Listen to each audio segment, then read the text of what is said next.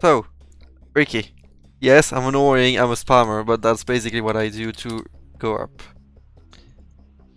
I'll go start with the spells. So, see, it's invisible! Perfect!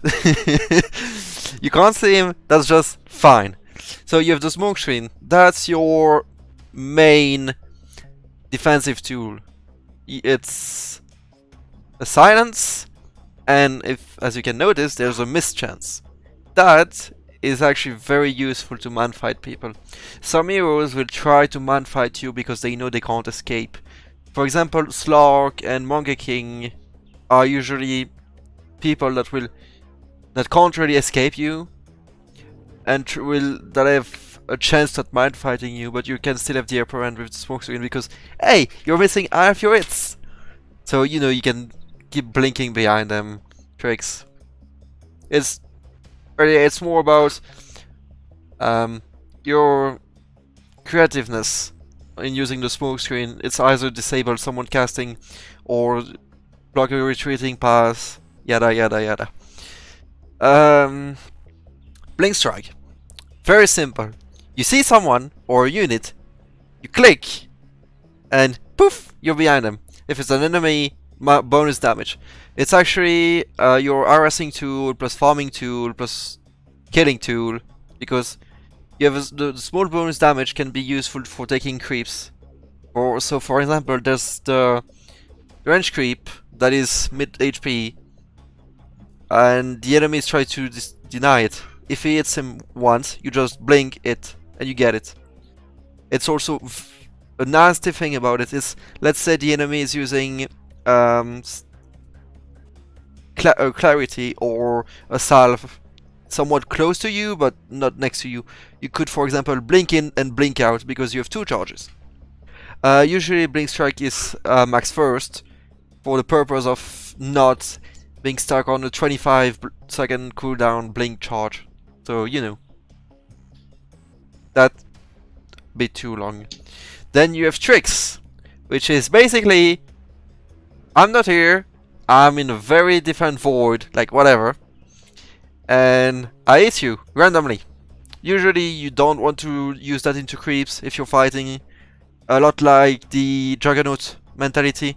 So Juggernaut, you want to stay away from the creeps, so all your hits stay on the target. That's the same for Tricks of Trade.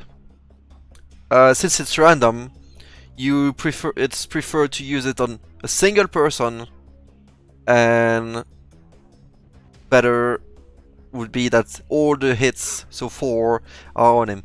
You max this second, because the attack damage and the cooldown. This is actually your main damage tool in the team fight, because usually in team fight the enemies will pop down a sentry or the dust, and you really want to keep doing the damage, but invisibility is not like most of the defensive tools cores have. It's really, you should never rely on the invis to be defended, because most of the time the enemies will make sure it's broken, because you know they don't want to be hit for free. Ultimate, Cloak and Dagger. It's the invis, and you do more damage in the back depending on your agility. So Riki likes to build stat items. Riki likes to have a lot of agility, because Riki likes killing supports in 4 hits, if not 2. And just so you know, yes, it's fun. And that's it. Any question? I know I'm just doing the simple stuff first, but yes, no, maybe. I'll take the silence as a no. So Yes! yes, okay, whatever. Sorry, I was focusing on hooking. So when do you want to pick Riki? This, for example, is a very... It was an hard game, but in a drafting sense, this was a good Riki game, because if I take the replay back, so scoreboard, drafting order, there. So you add first pick Invoker, very nice target for Riki. Doesn't have lots of armor, caster, you know. That's the archetype of Riki targets. Intel heroes, not much armor, and relies on spells. You just jump, diffusal, smoke, and kill them. Easy. Then they picked IO and Earthshaker. So that already tells me they have weak supports. And whatever happens, I won't be harassed by annoying supports. I add an Ogre Magi in party with me. So that's a strong support, very useful for being aggressive early. And a Pudge. Please never play Pudge support. I swear to God, I will hate you and half the community will. Only if you have techies in your lane. And Then no, it's good. and then you play it as a core, not a support. Don't play what? Pudge support. Yeah, about that. Shh. Pods, techies. Well, I'm playing supporty core. Like position 3-4. So, since It's I 3.5. know that they have 3 picks that I can kill easily, I don't mind picking Riki, because you don't have to kill all. Riki is not a rampage hero. He can do it, right? But it's not his goal. Like, he needs to be able to get into a fight and kill someone before he lays down his spells. So, Invoker or Shaker, for example. IO is more about being able to grab the guy that will heal everyone and prevent the savior of the team. Same would apply for, let's say, Dazzle or Warlock or Oracle. Heroes that are very annoying if they stay alive for too long. And then they pick Bounty Hunter and Troll. Those two are actually annoying for me. Bounty is hit or miss. It's basically, hey, so lane is kinda hard, it depends on your support. Whoever gets to level 6 first wins. Basically. And Troll Warlord is, hey, you're looking at me funny. I'm gonna kill you. And that's what he did multiple times. So I'll go over laning stage. So starting item, I personally prefer to do it that way. 1 stack of tangos, 1 healing salve, 1 cutting blade, slippers, 2 branches. You always, except if I'm playing against something like Batrider or Bristleback, because you want to stick always against spammy heroes.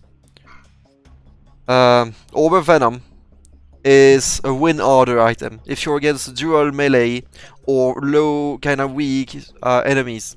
So let's say Sky or Zeus that are strong with their spells but kind of slow. Well, Sky isn't, but he has 0 armor.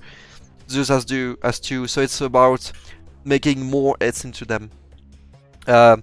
Stick, always stick, clutches. You don't have many HP, so it can clutch situations. And to Bracebands, because Riki has a big issue, which is base attack speed. Like, he has very low base attack speed. His attack animation is nice, but he's very slow early on. So the attack speed from the Bracebands is very nice, and he likes agility because ultimate. Compared to some heroes who would prefer to stop to get faster items. One thing that is important to notice with Riki, you have 66 damage. Well, you could say 61. That's rather high, you know, for level 1 Agi carry. And you have 6 armor. That means at level 1 you trade very well. There's not many heroes that can trade as well as him. Hello. I wasn't going. You missed, but there will be a replay. And you can trade very well, so you shouldn't be scared of trading with people, especially since you have a very, very nice 5 points of regen per second. Like, you regen, you have the highest, no, the second highest base regen in the game. I forgot who is the first, but the second is Riki and the third is Nyx. So, trade with people, don't be scared to take some hits, you'll most likely give them more back.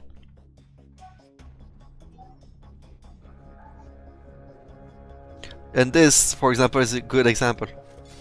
Even, usually speaking, Bounty is a better trader because of Jinada. But, you know, just tricky things. You hit hard, early. And you should abuse that, because if by level 3 or 4 the enemy has no regen and you still have some, you have the upper end. That's a general thing about laning, whoever is out of regen lost. Unless they are able to just nuke you over and over. But that case is unlikely. So, generally speaking, since you have high damage, you want to focus on creeps more than kills. It's nice to trade with the enemy, if you're able to, just for the sake of trading regen. But look, that's Troll plus Ogre plus Riki. We do a lot of damage to them, even if Bounty has a lot of armor. If you look at it, he has as much armor as I have. No, he has more. He has 8 armor, I have 6. That means on paper he should trade better than me, but he trades into creeps plus troll. And that's the first blood. Riki, as of now, people are still not used on OR hits, so you should try and abuse that. Just hit people, as long as you don't take damage in return. 3 hits are always good. I split it up. Because this lane, to be fair, is an archetype of a good lane, except the Bounty. But since he died level 1, we got the edge in networks. Because, hey look, it's a dual melee. You don't get harassed over and over by pesky Linas, Sky, Zeus, stuff you don't want to that exist. And even then, those 3 I just mentioned, which are kinda popular in the post 4, like the oh look, you can't show up in lane because I'm here, supports. They are actually quite weak to Riki because hey, I damage, you have no armor, and I can close in on you. It's a bit weird because you want XP and gold a lot, but you're still capable of doing well in lane.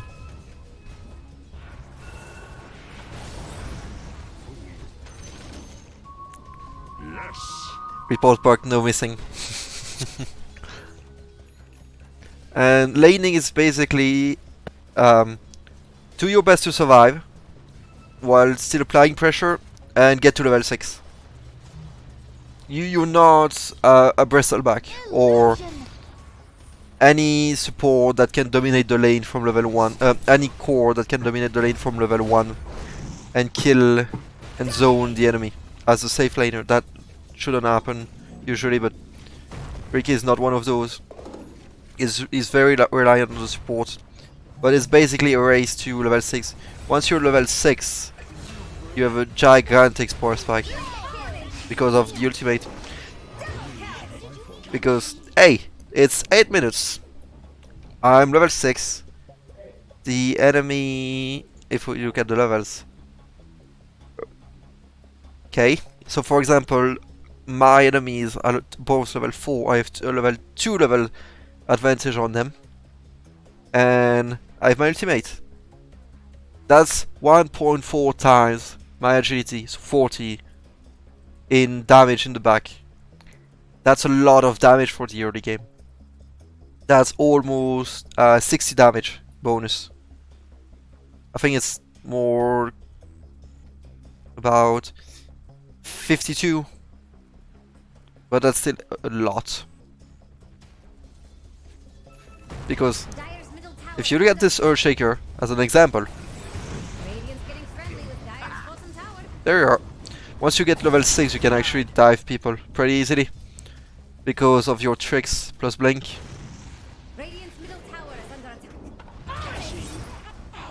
And as it is, they can't lane anymore. That's also a strength of Riki. If you want your lane or even if you don't and you got it even, if you are stronger than the enemy at level 6, you can deny the lane, meaning they can't come, and you're free farming, which is very good for Riki, because free farm means you get your timing faster, you get your diffusal blade very fast, and you know, you can start killing people. And just once you have a kill threat on some heroes, you actually have the power to be a threat even if you're not on the map, because the supports will think that you may just be hunting them because they don't want to die. And that's what I just mentioned earlier. He came, he thought he could do anything, like try to contest the creeps, and he died because Bounty is weaker than Riki at level 6. That's actually surprising. Usually Bounty is pretty strong, but it's reliant on the enemy, and Riki can just mop it up. I just let it run in the meantime. So the build usually that I usually do is Diffusal, Battle Fury, Butterfly. The idea is that you always want Diffusal, because Diffusal plus Smokescreen is your kill. Like, you can't play Riki without Diffusal at all. At least I don't believe so. I'm welcome if anyone can find a replay of a pro without Diffusal. That is, I'm playing support. But no, you need it, because the way Riki plays, as I said, is blink, Diffusal, smoke, you kill the guy. Battle Fury. Battle Fury is needed, since if you're playing position 1, that means you need to have the gold throughout the game to carry. In the previous iterations of Riki, that wasn't a very good item. You could do it, but it was very meh.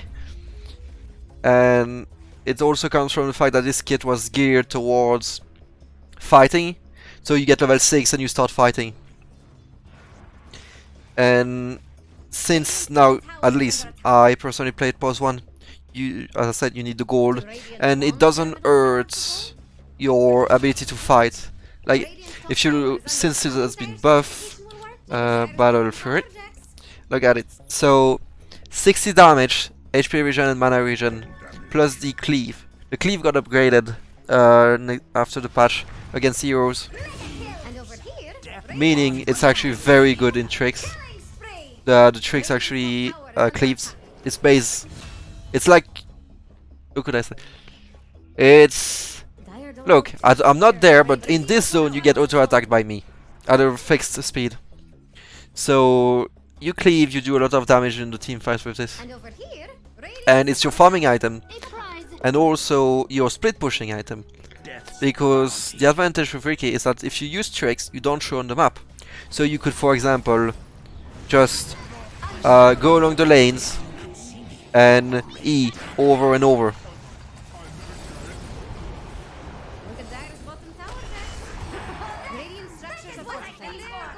And afterwards, it's a bit of whatever you need. Butterfly is more of a carrying item, because, hey, that's a lot of damage. You get 35 agility, which, I need to remind you, is multiplied by Cloak and Dagger.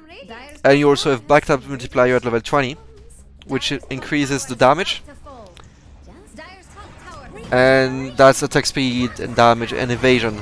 It makes it very hard for position 1s to man-fight you afterwards, unless they get BKB, because you can somehow add up the butterfly evasion plus the miss chance with the smoke screen.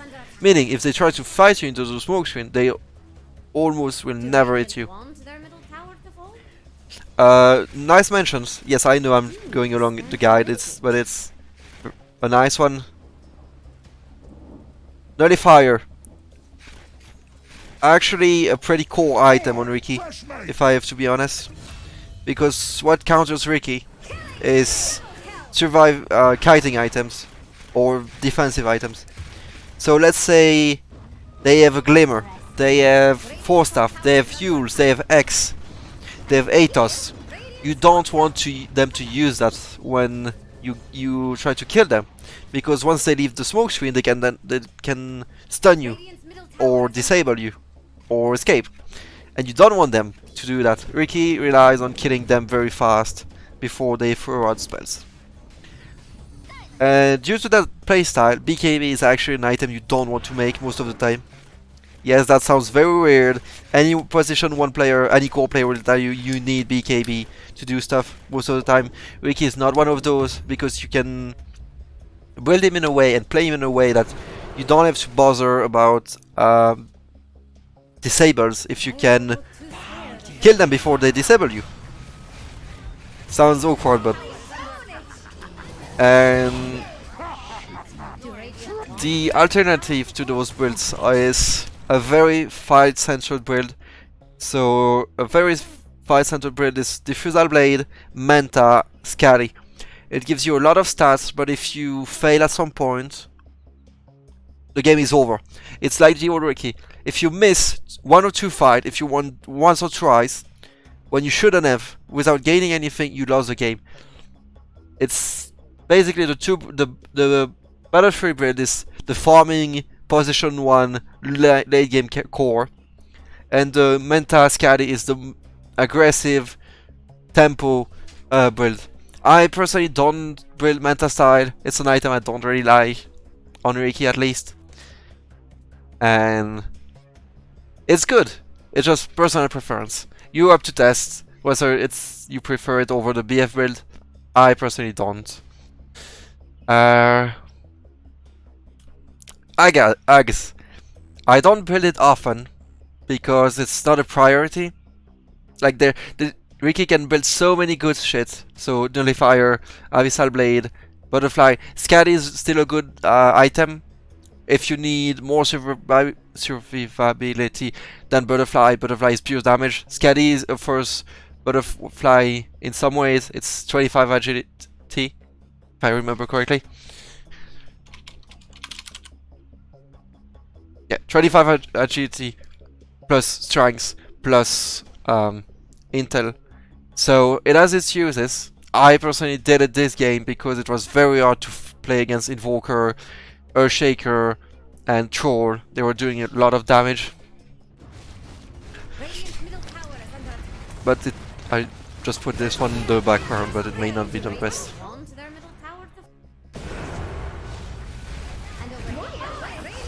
Oh, do you close that? Sorry, I don't use replay a lot. Oh, whatever.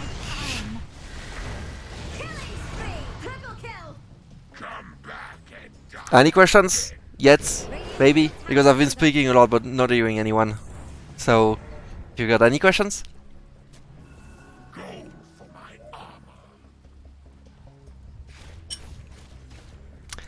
I suppose I'll take that as a no. So I need to skip to...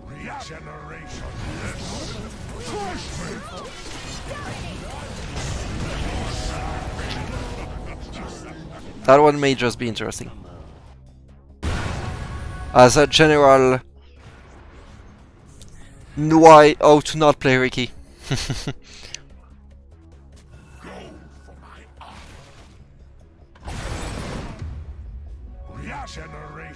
So basically you see Invoker mid. Fine. It's a very good target for Riki, it's their core. I think it's the one with the most net worth in their team as well. Yep, most net worth. Which, by the way, in this game I'm 2k over, but it doesn't always mean much as Riki, since you can't man fight people. It's not like a PA 2k over, when you just rush in and kill peeps. So the issue is, we get him, but we don't have vision. We don't have vision here, nor we have here. So we don't know where they are, and we try to go for the kill. We get it, but he's getting supported, I get dusted. We still get the kill, but then everyone comes. Our team is behind. We're not 5, they're 4. And shit happens.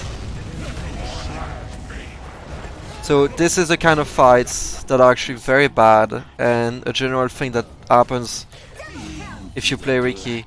If you go for kill just for the sake of kills, without having info, like, let's say if we knew that Troll was just TP'd bot or top, and we saw, let's say, Earthshaker somewhere else in the jungle, but we had vision, that would have been a very good engage. But it's not worth it otherwise, because hey, we got Invoker! All the team comes back, get 4 kills. Yeah, no, not a good thing.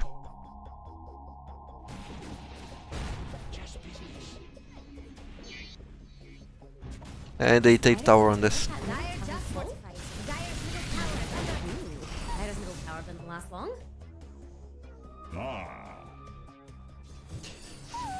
And one thing which is nice to mention is that Troll is actually a counter Riki. But no, it's not a straight counter, but if Troll roots someone, like Riki as a wall doesn't like roots. He can't blink, he can't E. It's almost the same as a stun for him. And Troll can root block him. And there. This is basically what happened.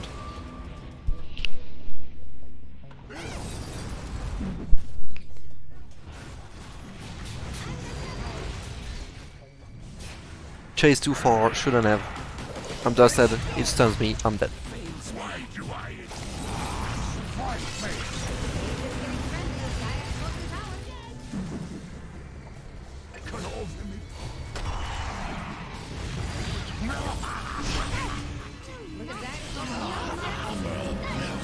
Thankfully they overextend and get punished. Meanwhile Invoker doing split push Invoker things, which is actually very big annoyance in this game.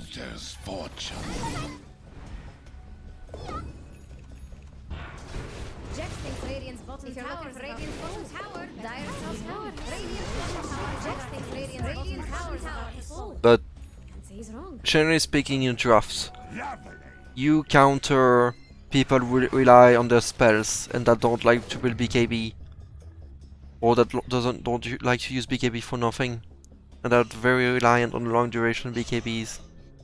So, for example, you have in the spell department, you can counter very much so Jug, Lifestealer, Slog, because most of their survivability and damage comes from the spells. Well, only spells from Jug because of the ultimate, but Lifestealer relies on his Q to not die. Slug relies on Q for these spells and an ultimate to not get it. So you counter them pretty heavily. And which is actually nice because they are both meta. Lifestealer and Slug, of course. Jug is fallen a bit. Bad fight initiated by Purge. We were split up.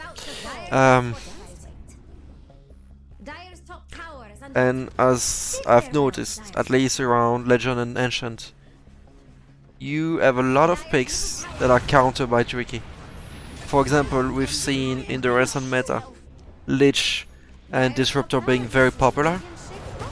And those guys have no armor and rely on being alive to do damage. Well, not just Disruptor, he relies on putting down his control and his ult. That if he dies, well, he's useless.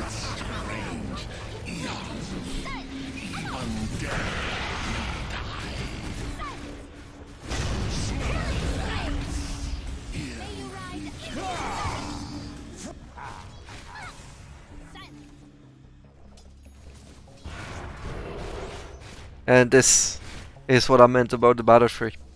You farm very, very fast. Because you have the cleave that is affected by the cloak and dagger multiplier. In that game, I took the backstab multiplier, which I honestly usually do. Unless I'm playing against something like Sniper, Zeus, Sky, something that stays way far back to do damage. But otherwise more damage is better. Because that's the thing with Riki, it's more a matter of how fast can you kill people while you disable them. Because, you know, your disable is actually pretty short. It's your smoke, plus your disable, plus the diffusal slow, and how long do they stay into? Which is actually one of the reasons why Skull Basher is usually built, because hey, you're stunned inside the smoke, and the smoke is more of a setup tool than the actual way of killing them by them. I'll just keep a bit because the match doesn't do much for a while.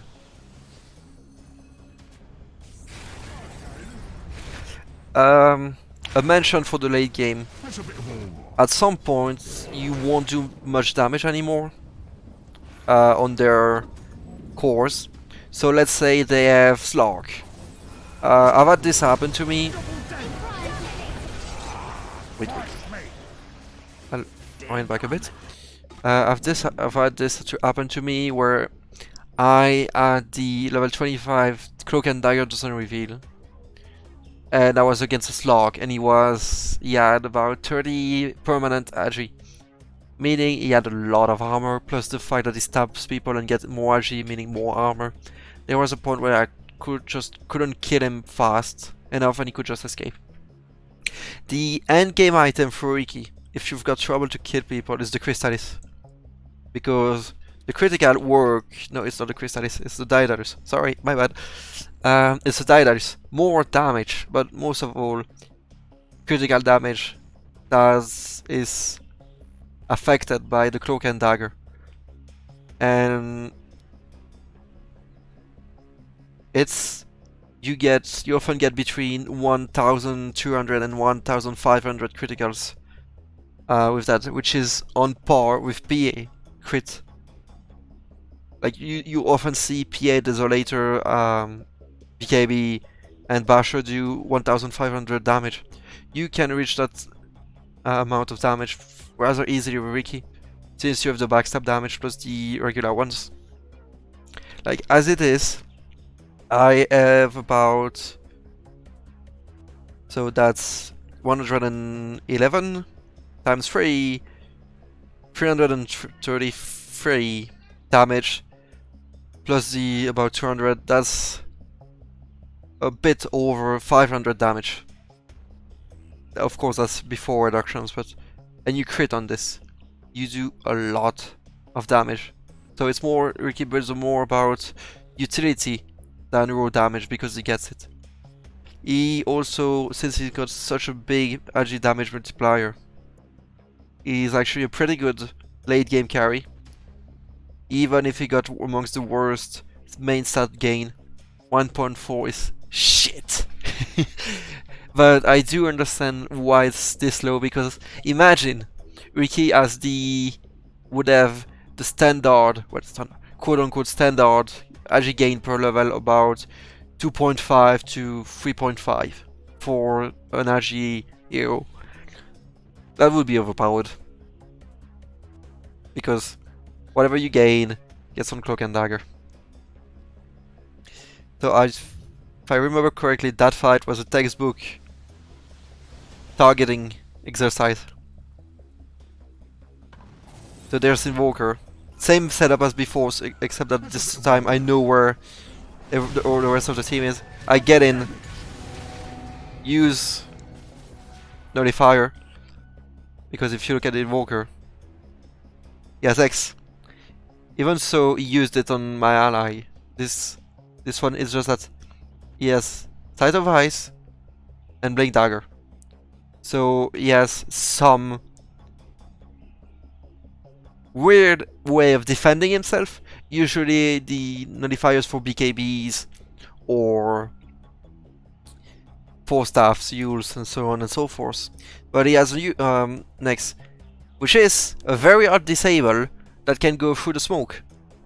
You don't want this to happen. And the Nullifier was a very good item either way for Troll BKB, but I already used it on the Invoker. Bit of a misplay maybe. But what happens is that... Oops. It's in player perspective, so yeah, derping around.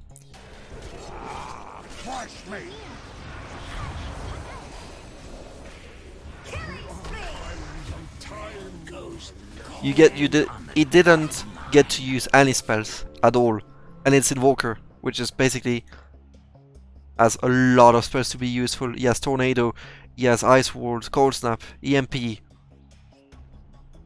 Alacrity for his carry, Meteor, Cataclysm. He didn't use any of those. So that's 20, almost 22k net worth mid-player Invoker that didn't get to contribute for anything in the fight. That's huge for the team fight. So as it is, if you look a bit around,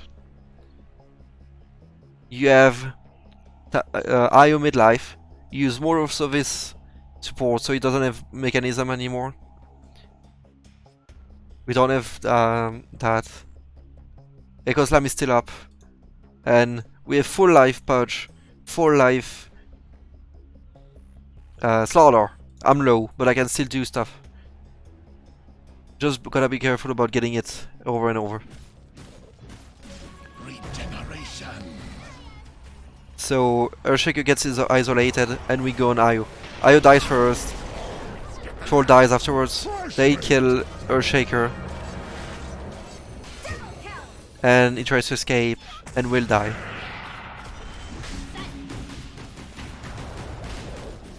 Smoke is useless on him because he has Monkey Kimber, but as soon as his ultimate goes down, he dies because we have a lot of damage. And if you look up, damage done, not the highest, because to be fair, Puck did an amazing job with the Dream Coil, but look at it, 1000 damage.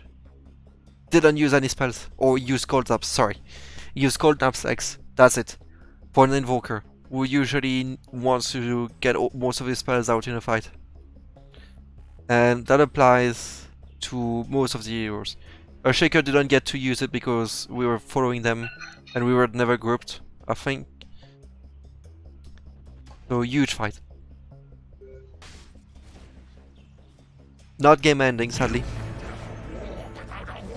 Because I threw... How the hell did you see me? That one I want to highlight because it's actually pretty important.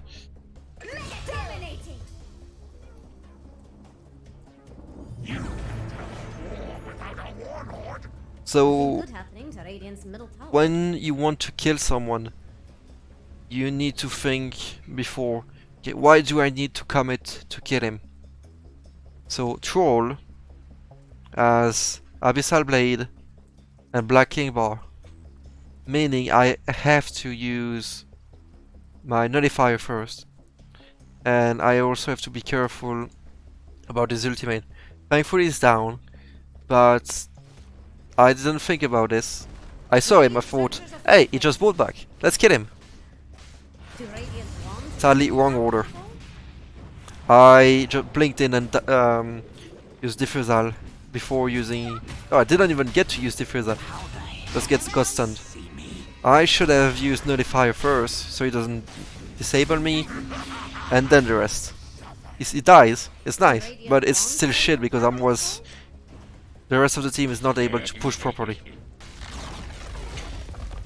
And that's also a thing with Riki, you've got to be very fast with using your tools. Like if you don't disable them, they'll kill you most of the time, especially this late. Like it's more game, it becomes more game of who can kill each other first.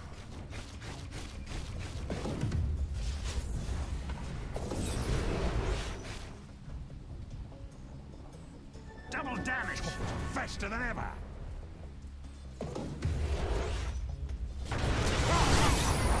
Crush Pay attention next time. Radiant's middle barracks getting trashed. Dire's bottom barracks are under attack. Dire with the Dire should look to their bottom barracks. Death's bounty. Mine. Selfish.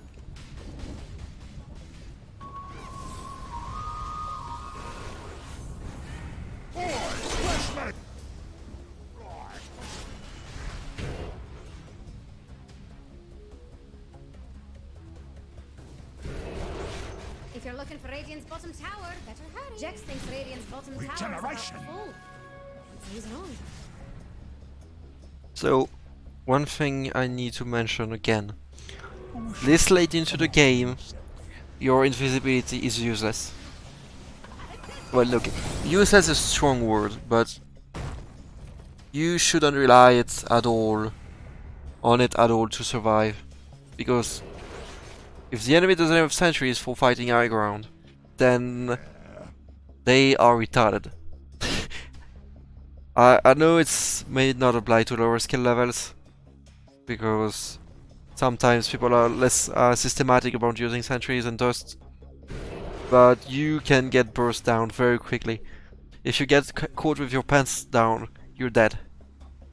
You can try to do some clutch moves, but Radiant's bottom tower is under most of the time it will end Did badly. Radiant's bottom tower just fall? Don't answer that.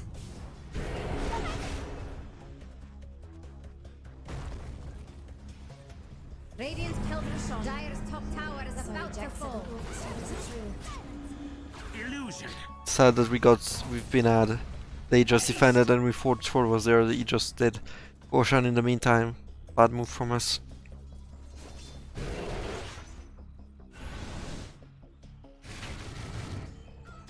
Go for my eyes. Kiss for the magi. But another argument for Battlefield is that it doesn't make you weaker at fighting, and it allows you to cycle, fight, farm very fast. Do my work at the cutting. And like, we're 51 minutes in, and the ISGPM guy Radiant are scanning for enemies. just dies in less than 10 hits.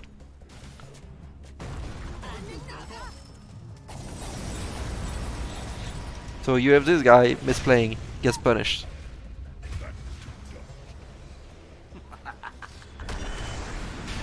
Very nice blink by the Slaughter. Our main threat for team fighting, which is Bounty, because you know Truck dies first. We can commit in very fast. Kill the IO.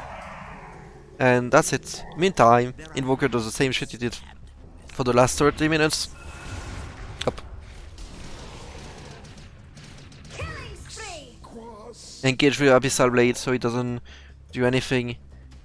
Just put the smoke before, because you know it's still 6 seconds. He should die before, and use Nullifier so he doesn't Nex or anything else. And just stab him. Triple kill. There's very little he could do once I got Do him. my work at the cutting. And that's... Riki is very good at punishing split pushing. Because if once you got Nullifier, Diffusal Blade, or whatever else you need, you punish very well. For example, AM. You can kill AM very easily. You know, that AM, 30 minutes in, keeps split pushing every single time. Or the Nature's Prophet. Or the Treant. Whatever you ate, ratting, you're very good at punishing it. And if you kill someone ratting or split pushing without any losses, well, you just won a very good trade. You got 1 kill for nothing. You know, it's doesn't seem much, but in late game when the times are so long, it's often 70 seconds. You've got time to push them back. So the fight we did there, we killed 3 of those. No, 4 of those. They all brought back. But a bit late. Troll gets caught. Stay near. Insta killed her Shaker. As Riki, you don't want to stay inside the fights. Once they broke down, you want to be in and out and look for opportunities. Because if you're in the middle of the fight, especially against Earthshaker or Invoker or Troll, at some point you just die. Because either you'll take too much zone damage or you'll get targeted by the core. And usually people tend to be very one-track minded against Riki. They just want to kill you Double kill. if they have the chance to. Radiant's middle barracks has fallen. Nothing good happening to Radiant's middle tower. And that's GG. Did they disconnect? It's not every day that you see Radiant's middle tower fall. I should have done that before, but I'll just do it quickly. Has anyone got any question, wonders, remarks? Except that I suck at doing this. I realize I haven't done that properly. Cloaked and daggered.